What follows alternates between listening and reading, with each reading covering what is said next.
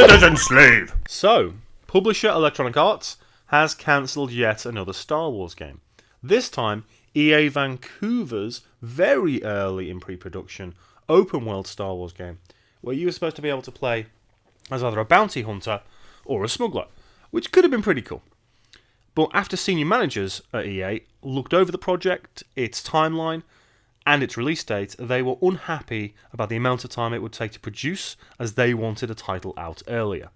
From some of the information provided from Jason Schreier's Kotaku article on this particular news story, at least we know that there have been no layoffs at EA Vancouver. It's not like a Visceral situation where the studio is closed, it's just that the project itself has been cancelled, and EA Vancouver will now go back to supporting the other big franchises EA own, but also then thinking about producing another game. Now, of course, this comes off the back of a prior cancellation at Visceral Games, where Amy Hennig was brought in from Naughty Dog to work with Visceral, the Dead Space studio, on a single-player, linear, story-driven Star Wars game that could have been so very, very good. Now, we know that the development of that particular Star Wars single-player narrative experience was a bit troubled. Partly due to Amy coming from this wonderfully developed single-player company in Naughty Dog, who've been set up over years and years to create those type of games. But also EA.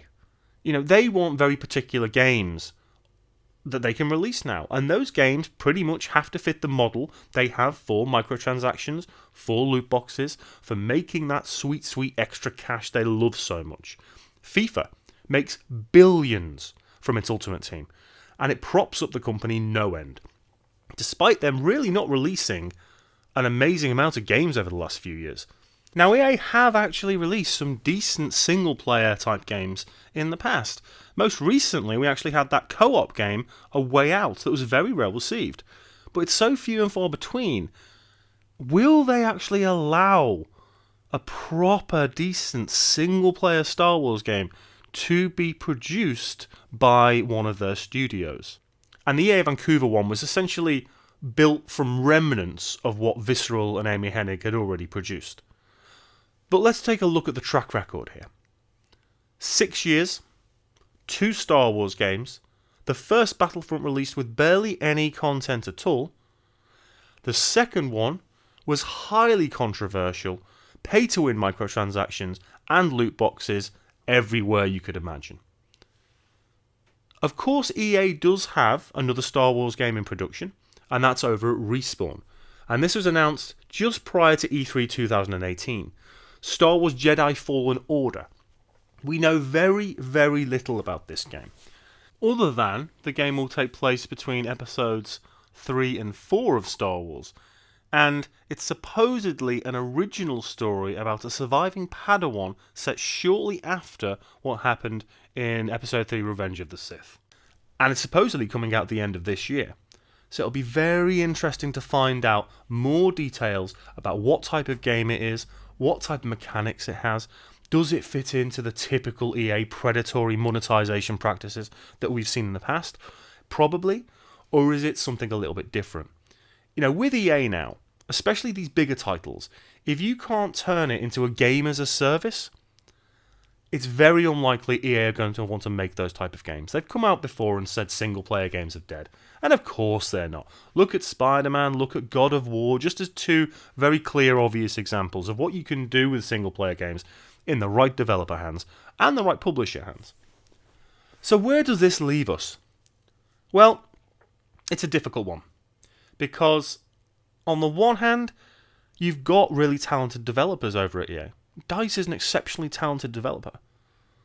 But EA's practices will often impede what they try to do. Now, it's certainly not always EA's fault. You can never just separate it and say publisher and developer. You know, there's always issues between the two. But we know what EA's modus operandi is when it comes to their biggest titles. 2 games in 6 years of not great quality and latent with just constant monetization is not good enough for one of the biggest entertainment licenses on the planet. Now, in my opinion, it's time Disney took that license away and gave it to some other talented studios to make more better and more consistent Star Wars games. There's incredible studios all over the place, in a variety of publishing houses, and I wouldn't even just give it to one particular publisher or studio. I think it's time to say, okay, let's look at 2 or 3 different studios here, let's have them pitch ideas to us, and then let's have a number of different types of Star Wars games to create diversity within this landscape of Star Wars games that's a bit different than the standard stuff we're going to get from EA.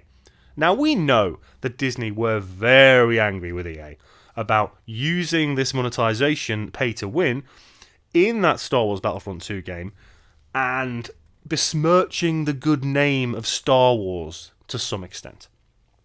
So it's going to be a very interesting time now with EA. Their stock's not doing brilliantly. They haven't really got a whole lot of games coming out, and they're becoming ever more reliant on their FIFAs, their Battlefronts, their Battlefields, and the monetization that comes from those particular products, especially Ultimate Team. Okay, so we're going to leave it there. I want to pass it off to you now. Talk to me in the comments. What do you think should happen next? Do you think EA should keep the license? Try and redeem itself? Battlefront 3 will probably be next year. Respawn, obviously, have their game in development, supposedly this year. And a hint at a smaller scale project for another team to maybe release in 2020 and 2021. Or do you think it's time Disney stepped in, got that license back, and gave it to some other talented developers so we could have a far better range of Star Wars games than just the 2 we've had in only 6 years? Alright, thank you very much for watching. If you liked the video, hit that like button.